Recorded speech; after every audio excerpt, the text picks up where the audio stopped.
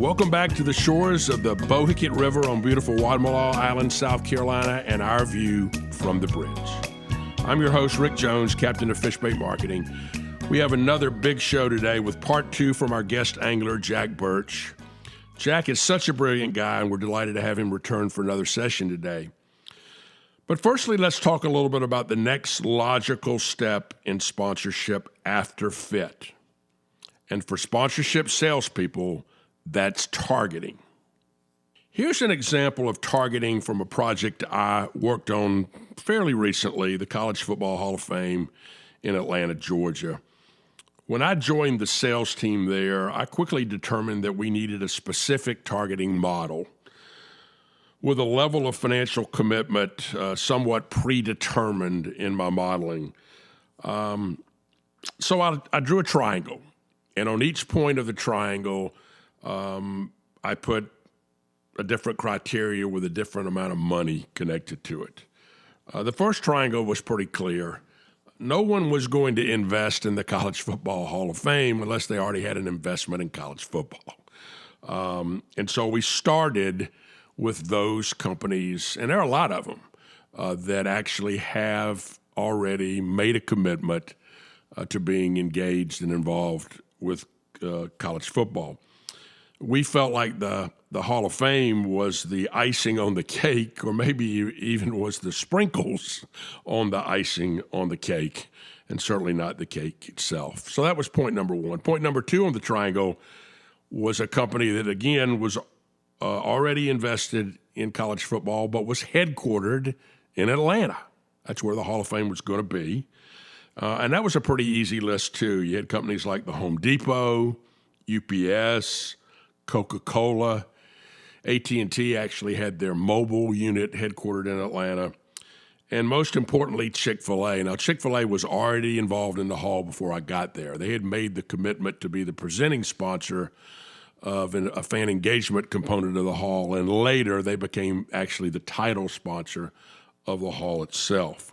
So those were 2 points. And then the third point was equally critical, and that was the company that was engaged in college football had a senior executive that was very committed to this project. And those were people like Steve Robinson at Chick-fil-A, or Sharon Byers, who at that time was at Coca-Cola, who's now at the American Cancer Society, and Percy Vaughn with Kia. So you had to have individuals, and each of those points on the triangle were worth X number of dollars. And it turned out to be exactly the way we had drawn it up on the whiteboard. Our top tier sponsors became Chick-fil-A, AT&T, Coca-Cola, and Kia, all people that were headquartered in Atlanta, had a commitment to college football, and had a senior executive that was engaged. The second tier were people like the Home Depot, UPS, and Regions Bank. Regions Bank had a major commitment to college football and a senior executive very interested in the project, but they're not headquartered in Atlanta. They're headquartered in Birmingham, Alabama. And then our third tier sponsors were people like Southwest Airlines, Under Armour, Georgia Pacific, and Piedmont Hospital. I like building targeting models and writing them down on a whiteboard. I'm an old basketball coach, and I like to see things visually before I go out and actually sell them. And by doing that, I not only identify who I want to talk to, but why I am specifically targeting those particular companies. Obviously, it starts with all the things we previously discussed about perfect fit. Things like audience and objectives and finances and timing.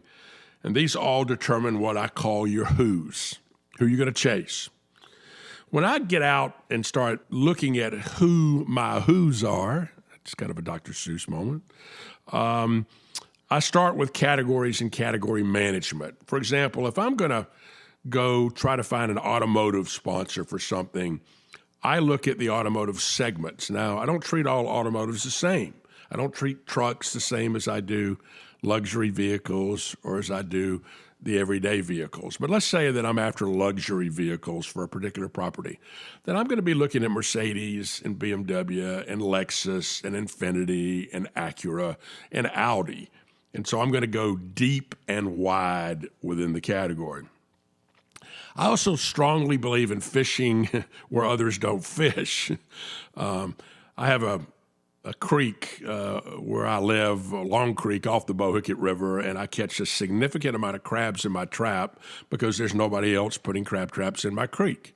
Same thing with prospects. Do you go fish where other people aren't fishing? Let's take the QSR category, for example. Everybody thinks about McDonald's or Wendy's or Burger King, and those are great, but do you also think about brands like Crystal or Cookout? Or others like that. So I'm constantly looking for new categories and or new prospects within a category. Finally, I cannot overstress the people part of sales. I've been doing this for a long, long time, and I'm here to tell you that I've never sold anything to a corporation. I've sold it to a human being. Corporations don't buy anything, people do. And so I'm really, really big on what I call people management.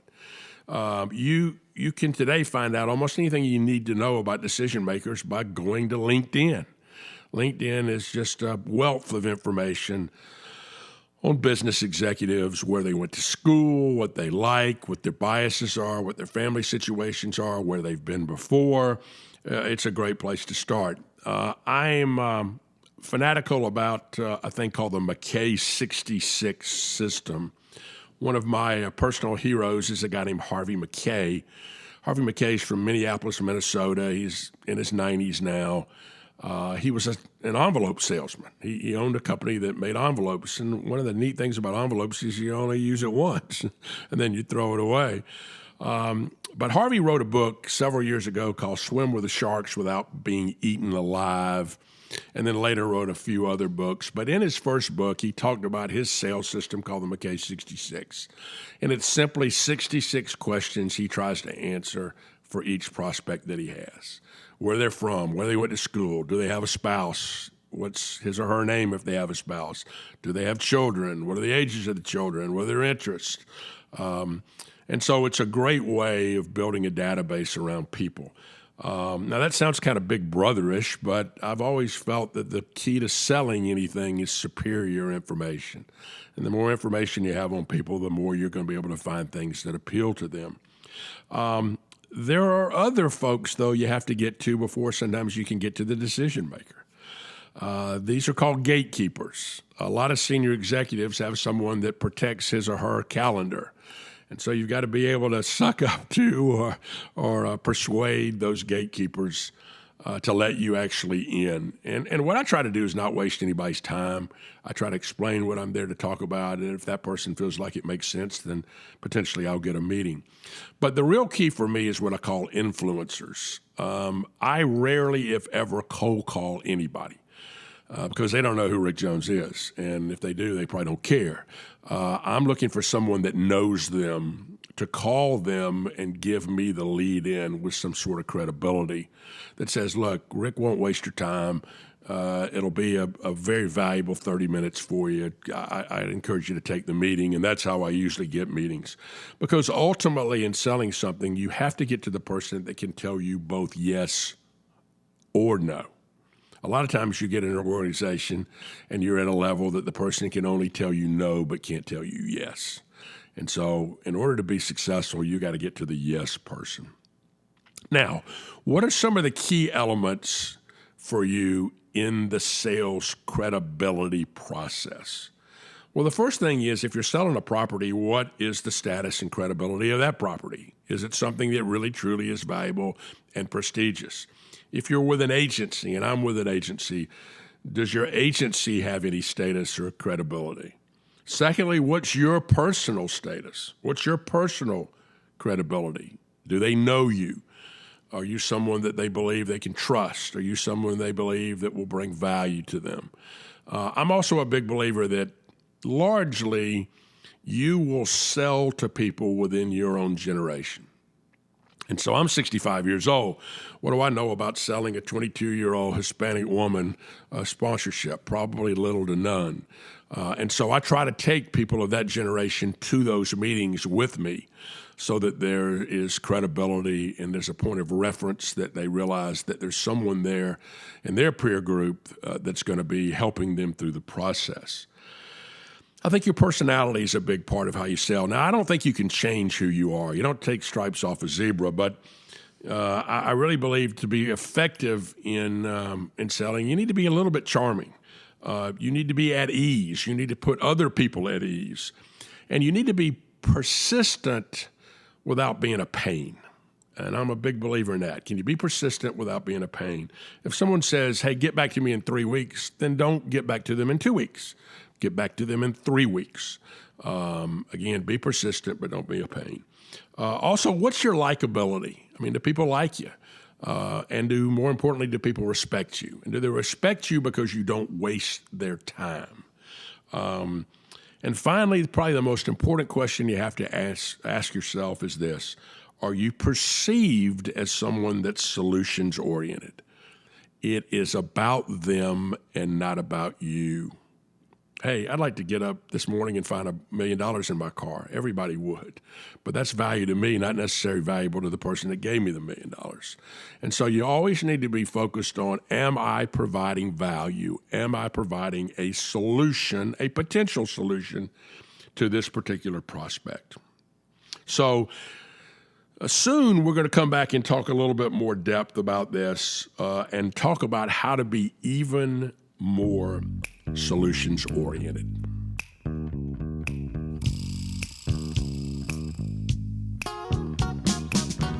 Now it's time for today's Tuesday tip. The two most important words in the English language are thank you. When was the last time you called up someone who has helped you along the way just to say thank you? I don't always succeed, but I try to tell my staff regularly how much I appreciate what they do and to say thank you for anything and everything they do. It doesn't cost any money to say thanks and very little time either. But it shows two things. Firstly, it shows you're paying attention to others. And secondly, it shows that you appreciate what they do. Find time today to say thanks to someone who's making a difference in your business or making a difference in your life.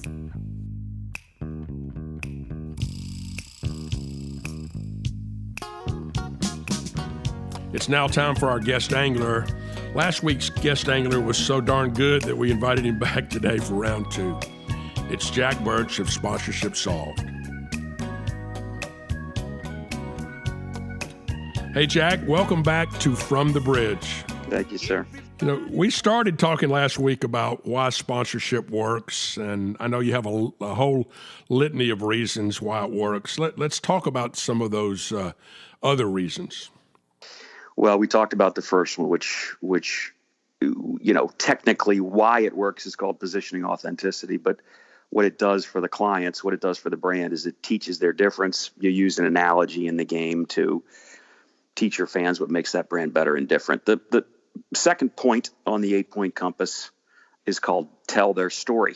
And some years back, I was sitting with CMO level marketers, and this idea just kept coming up again and again and again. And the idea was simple. It was, we want to tell our story. We want to dimensionalize our story. So the inputs are on the compass are, you need to know their history, you need to know their brand personality, and you need to know their values. And like a person, if I knew your history, your values, your personality, I could begin to tell your story. And all we're doing is using the image transference, one of the reasons sponsorship works, the integration, one of the reasons sponsorship works, as part of the storytelling devices, again, to dimensionalize or tell the brand's story. Well, it's interesting. You're, my story, and you're still willing to be a guest angler. It reminds me there was a great line in a Woody Allen movie, Midsummer Night's Sex Comedy, which was a playoff of Midsummer Night's Dream, and the Tony Roberts character said one of my favorite lines ever. He said, "Trust me, you know me. Trust me anyway." Right. Stop to think about it. Exactly. So that's 2. Teach and tell are the first 2. The third is sell. And one of the reasons sponsorship works is sales without debiting brand equity. And usually, you go to some of these men's stores and it's buy one blazer, take home rest of store for free. They're sort of saying, hey, since we don't have what people want, if you'll just come in the store and look at a blazer, you can have all the blazers that we have in here at your size. And people make fun of that, and you can't wear that blazer if I wore a blazer to a team and they saw the label in there, they say, oh my God, Jack, I thought you were moderately successful. I realized that a guy who just started in business might get 3 of those suits, but what are you doing? And so they're sort of telegraphing. They're saying, since we don't have what people want,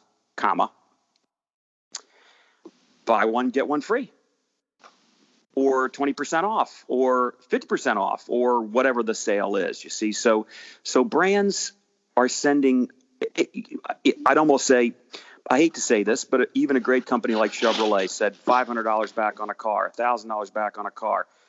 Please take our employee discount on a car. They might as well be advertising, since nobody wants a Chevrolet anymore, So what we try to do with the sponsorship is to celebrate something. The beginning of the year. The making of the playoffs. The Olympics. I saw research that said if you use your Visa card, we'll set aside some of the money to send parents to see their kids in the Olympics who otherwise couldn't afford it. Well, that actually increased their brand equity, you see. So they taught their difference everywhere you want to be, like the Olympics. Wow, worldwide. They told their story. Image transference. They had a big image transference problem, actually, with American Express at the time. Visa was kind of a trailer park card. American Express, wow, the Centurion had all the image. But they used the image transference of the Olympics in telling their story. And they drove usage, sold their stuff without debiting brand equity, which takes us to, grow your profits, loyalty. I don't think our so-called premium sellers in the business really understand that they have premium, but what they sell is loyalty, and loyalty is very tied to profits. There was a great book written by a guy named Fred Reichfeld called The Loyalty Effect, and he has a lot of figures in there that talk about keeping clients, keeping employees, and the brands that are have the most customer loyalty in their category are by far the most profitable. So they should really be drawing a direct line to profitability and not talking about marble countertops in suites. I think no, you're not a kitchen designer. You're a loyalty expert, you see. And so loyalty is one of the reasons sponsorship works. You mentioned American Express and Visa. Jim Robinson he was in Atlanta, and he was the CEO of American Express at the time. The Georgia State's Business School is the Jim Robinson School of Business. But he admitted in his autobiography that the single biggest mistake he ever made professionally was allowing Visa to have the Olympics. Look at that. Yeah. That is amazing to me. Yeah. I mean, he put it in writing. He said, I screwed up. We had been the sponsor of the 84 games in Los Angeles, and we turned it down. Oh, my God. And Visa used it to kick our ass. Wow. Hey, Rick, get this. So one time Harlan was flying out to the West Coast, for our little office in Darien, and he was going to see a guy named John Bennett, who was their VP of marketing. Yeah. John Bennett, pop, pop, pop, pop, pop. His name would come across the Visa card in the ads. And I said to Harlan, hey, ask John Bennett. First of all, it got announced. He signed this multi-million-dollar deal with the Olympics, which would have just freaked me out personally. To spend millions of dollars of a company's money on what I thought was a gamble like that. And I said to Harlan, ask him how he felt, dumbass. Anyway, Harlan comes home from the trip. I said, hey, of course, he never does what I ask him to do, and rightly so. So I said, did you ask John Bennett how he felt after he signed the Olympic deal? And get this, he said, yeah, I did. I said, you did? What did he say? And this is what John Bennett said. I literally floated home. I'm quoting him. I literally floated home. And John Bennett, who is a total unknown as far as I know, a total unknown. I don't know where he is. I've never met him. But hey, John, if you're listening, you are spectacular. Because, Rick, he must have known.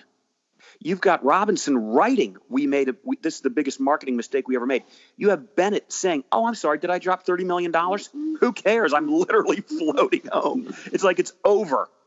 I've got these guys now. Yeah, it is amazing. But I'll tell you another story. I had a chance to hear a panel with John Bennett on the panel. Oh, you did? Versus Jerry Welsh, who at that time was running sponsorships at American Express. And of course, Visa had the campaign that they don't take American Express. It was contractually in the Olympic agreement that they don't take American Express. And then Visa came in. I mean, American Express came in, obviously, and almost created ambush marketing. And I remember that John Bennett started his comments by opening the Bible and saying, we know God was a sports fan because the first line of the Bible is in the big inning. And everybody laughed. And then he turned to the Ten Commandments and said, thou shalt not steal. And he kind of handed the baton to Jerry. And Jerry said, I'm in marketing and this ain't church. And then they went off on one another. It was great. It was one of the great days of my life to hear that. Yeah. So anyway, he somehow knew he was killing it. He took the Olympic rings. Again, another one of the reasons sponsorship works is called tactical amplification. You take the logo and you put it on he had it on his business cards. He had it on his advertising. He had it on his television commercials. He enjoyed, he associated with something as classy as the Olympics, and he made all his other advertising work harder. If you examine ads with and without the logo, the people who are being asked say, oh, well, that's a higher quality product. The ads with the logo. So not only are you you're making all your other communications more effective when you properly use the logo of your partnerships. Jack, talk a little bit about it. It may be coming up in one of the points on the compass, but I've found, especially working in the college sports ranks and in working in March Madness, that it amazes me when people will pay, millions of dollars to be associated with the men's basketball tournament and then just run their same old commercials that have absolutely nothing to do with college basketball or the audience versus those that do custom creative that seems to really resonate better with consumers. Unexplainable. Unexplainable. I mean, again, forgive me, General Motors, you guys know a lot more than me, but, I remember watching it some years ago when Pontiac built Excitement and they ran the same Pontiac ad. I mean, hundreds of times, Rick. Yeah. When research shows that you like the brand more the first time you see it, the second time, up till 5. At 6, you start to get a little bit annoyed by it, Yeah. This is what Geico does so well. They will change the way they say 15 minutes can save you 15% so many times that you'll actually, you'll say, no, honey, one second. I got to watch this commercial. It's a new Geico commercial. I can't miss it. Is that a cartoon with the lizards in London? I think he's British. So I thought he was Australian. So anyway, they do a really good job of that. And I did not think that the Pontiac guys, or I don't think that the folks that are leveraging that sort of stuff, it just takes, I don't think you'll ever see it again, Rick, actually. I think you're going to see, now that everybody is used to seeing news on video, almost semi-live, I think you're going to see a lot of created commercials as the game goes along. Well, you should, yeah. I mean, especially if you have the positioning of excitement or performance, and then you have March Madness that delivers it in every game. I mean, come on. Yeah. It's excitement on. Dude, say the name. Get feeling placement. Get excitement. Have the kid from Valpo hit the leaning 3-point. Boom. Say the word. Say your name. Pontiac. Excitement. Pontiac. Excitement. Pontiac. After a while, you can walk down the street and say, "Hey, excitement." Somebody says, "Pontiac." They don't even know, right? Yeah. So anyway, another is inspire your community. It's the idea that we have a stage. We have 19,000 people. You can lift the level of what you're doing in the community. It inspires the community. Again, to use Visa and American Express, beat your competition is on the compass. They don't take American Express. So not only is Visa saying, hey, this is a competitive advantage for us. It's something that we have that they don't have. Everybody can do print.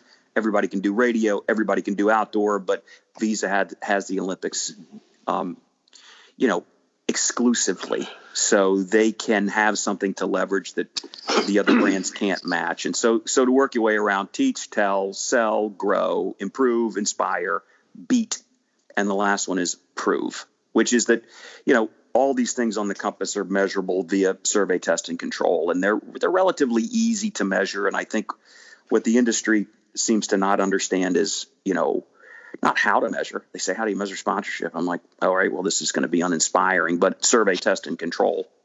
But what to measure, they don't know. You know, measure positioning authenticity, measure how many people can match up your personality attributes via the story you're telling. Measure, oh my God, measure tactical amplification for sure. You know, measure image transference. So, and those are all easy things to do. So that's what that looks like. And so basically, you know, I don't so much teach sales as I teach people that are selling stuff, why what they're selling works. And so we go from feeling like media salespeople, I think, to feeling like campaign designers and business people, you know. And when you feel like a campaign designer and a business person, I think that the clients treat you with a lot more respect, and they see that you're helping them, and they see how you're helping them, and you're really bringing something to the party as an expert in our business. And I think that's what my clients tend to enjoy the most. It makes them a lot more money, but I think they enjoy the way they feel in the room trying to help the client succeed and knowing how to do that. And they bring value every time they have a meeting, even if someone doesn't actually buy, you know, a transaction, that they're kind of the invited guest that says, you know, you brought value to me. I can't buy it today for whatever reason, but I can't wait for you to come back in here and show me something else. You know, it changes the whole, you know, the whole conversation. I mean, I think you know that better than anybody. You know, if you're listening, Rick is just so good at taking a calculated, intelligent risk to try to challenge might not be the right word, Rick, but what would you call it when you say to a client, well, I don't like what you're doing here? Like, what are you doing when you do that? Well, I think you're challenging the status quo a little bit. You know, there was an old ad executive in at the Richards Group who and his staff said you would come present an idea to him before you presented it to a client, and he had a very uncomfortable chair. They called it a grommet. It would kind of penetrate your rear end, and you waited for, you know, for him to say, you know, whether it was good or not. And his idea was, if it didn't make you nervous, if it didn't make you sweat, if it didn't make you a little uneasy, then it's not a very big idea, you know. But let's face it, Jack, there are very, very, very few people that are risk takers. Most people that I deal with are why people. It's rare to find a why not person. Mava Heffler was our client at MasterCard for years, and she was just a why not. I mean, she was a joy to work with because she liked risky things. She liked things that made other people nervous because she knew it was going to resonate differently in the marketplace, and it does. But Clients you know don't get fired for doing regular stuff. They get fired for taking a risk and having it backfire. And you can't, you know, nobody bats 1,000. So if you do 10 great things, one of them is going to make you look bad. You're fired. Yeah, you know, the guy that started the Pepsi Challenge was a junior brand manager in Dallas, Texas, where Pepsi had about a 2 share. You know, Coke and Dr. Pepper owned Dallas, and so he had nothing to lose. I mean, he just had nothing to lose. So he figured out, let me do this. Let me serve hot, flat, you know, day-old Coca-Cola and ice-cold, just open Pepsi, and let me see who they prefer. Well, it was so successful that the guy ended up being the CEO of the PepsiCo company. I mean, so, oh yeah. I mean, that's, you know, out of desperation comes innovation. When you've got nothing to lose, then you're willing to do things. And I think that's a point that we all ought to learn from. People feel like, if I do this, what is the downside? They start with the downside, and they don't start with the upside. You know, I know guys that never would ask out good-looking girls. And then you figured out the good-looking girls were so intimidating, nobody asked them out. And so they were like, "Oh, you're asking me to the prom?" "Yes." And you're like, "It's me, right? I mean, I'm asking you. Not the quarterback. I'm asking you. I know, but nobody else asked me, so I'll go with you. I may dance with somebody else, damn it, but I'm going with you." And so but I see in business it's the same way. I mean, it's like they live in their cubes and they hope nobody notices, and they hope they do just enough to get by.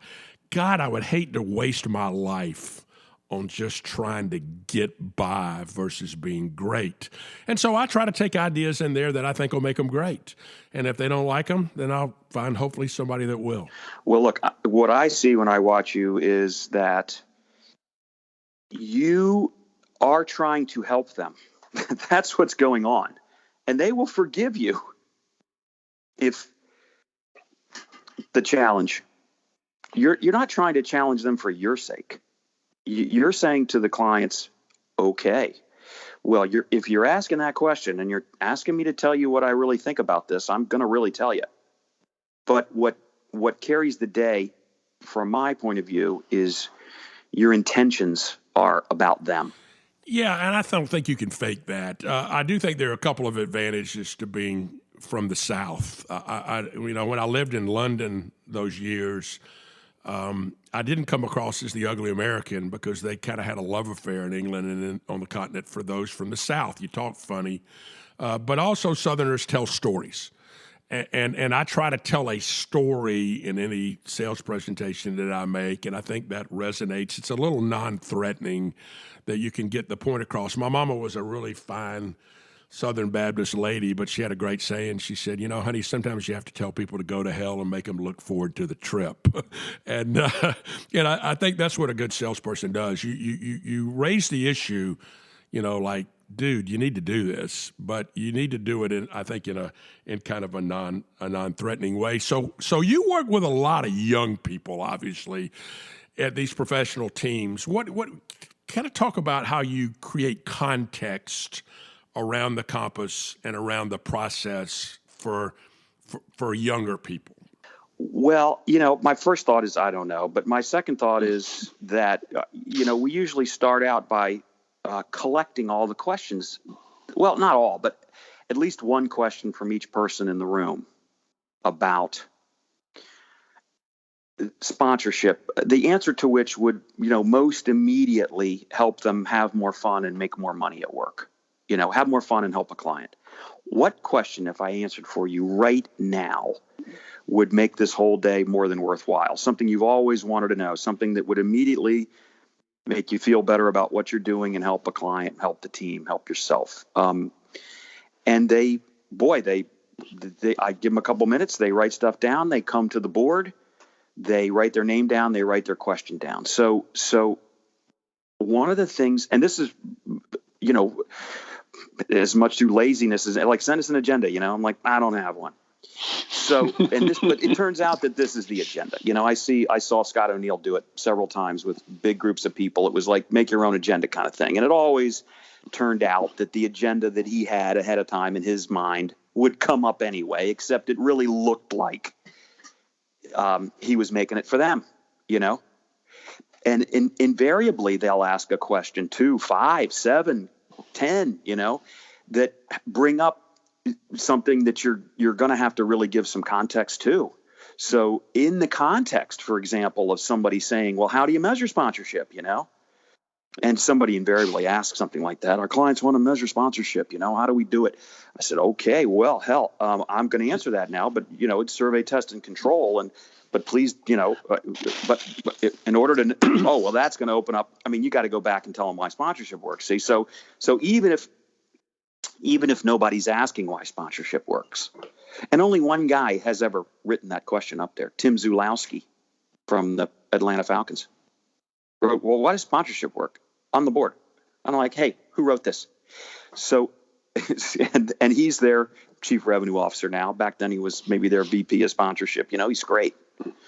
But that's one. I think what I have fallen into doing is to try to understand where they are now. Don't try to teach them anything, I guess I'd say. just try to see where they are now, and then answer that question and see if that doesn't spark another question. Yeah, that's really interesting. You become more of a guide that says on the path, the trail, the career trail, the trail of whatever your job is now. I'm determining where you are on that path, and I'm just going to try to get you down the path. Yeah, the next spot on the trail versus somebody that comes in and says, "Oh, you got to do all this," and that's just so overwhelming. I think that's very interesting.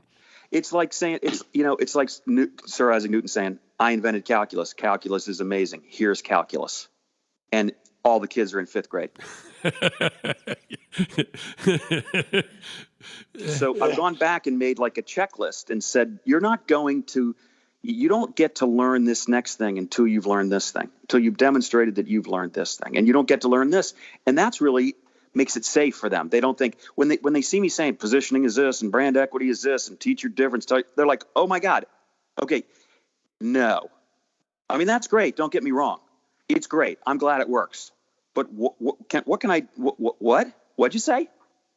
And I can't expect them. I did fully expect them for years to walk into the client and demonstrate their newfound fabulous expertise. But it only happened maybe 1 in 100 times. And I couldn't figure that out for the longest time. I was thinking, what's wrong with them? But of course, I should have been thinking more like, what's wrong with me? Yeah. And then you from that point you started becoming their guide, their personal guide. It became about them, not about you. But you have applied things that you've learned along the way. I want to switch gears a little bit. And I'm a big believer that I've learned more from getting my butt kicked than I have from all the successes in the world. You had a cup of coffee running Bob's Wolf's agency in Boston at one time. What was the biggest lesson you learned from that experience? I was a scared loser, really, Rick, I just did not, God, I didn't communicate with my people well enough. I didn't make changes in people and in philosophy that I felt like I knew to do and was necessary to do. I just didn't have guts. It takes a lot of guts to have people reporting to you. And I really grew in my respect for having that done because it's just constant. When they came to me with problems, I tried to solve their problem. And it made them weaker and weaker, not better and better. They just said, well, why bother? Jack's just going to try to solve. He's not going to. So I think if I had to do it again, I would make sure that my job was more to show them how to solve the client's problems and their own problems and not to do it for them. I was too interested in doing it for them, saying, see, isn't that great? Aren't I great?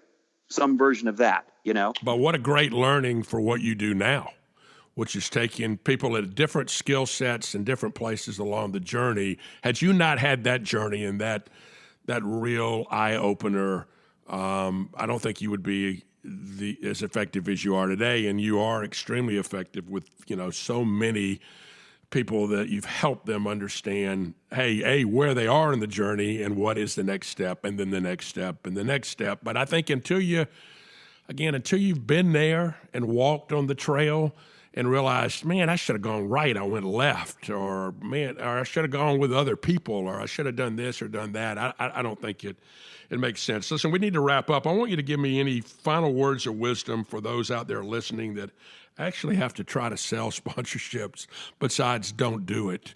Yeah, we were joking, like study finance. Wow. Well, I think the long-term calling at 2 levels is first, see yourself as a creative director at an advertising agency. In other words, learn the marketing business, read the books about marketing, study campaigns, see how you have assets, but see how you can put the assets to work for them to tell their story, teach their difference. sell their stuff, grow their profits, stay on the compass and develop into being sort of someone like you who is sort of their adjunct creative director using the tools of sponsorship. So level one is sell media, basically. Hey, we have radio. Hey, we have social. Hey, we have signage. Terrible. Okay. Honorable, really, but not exactly exceedingly valuable. And then after you feel like, oh, I can design campaigns, start reading their annual report. Start going to investor relations and listening to the CEO talk to the guys at Piper Jaffray, have it recording it, showing you the boards. He's going to or she's going to give you the business objectives. And the last stage for you is to see the business objectives and connect them to the things that you can help them solve or at least mitigate. And now you have the greatest job in the world. You work in sports. You control your living, which a salesperson can do through smarts and hard work. And you're the creative director at an advertising agency, and you're sort of a business consultant like at McKinsey. And you're also worth a lot. It's a very rare and valuable skill, and you can be really proud of it. Thanks, Jack. We'll need to have you back again soon. Ladies and gentlemen, that's the brilliant Jack Birch of Sponsorship Solve.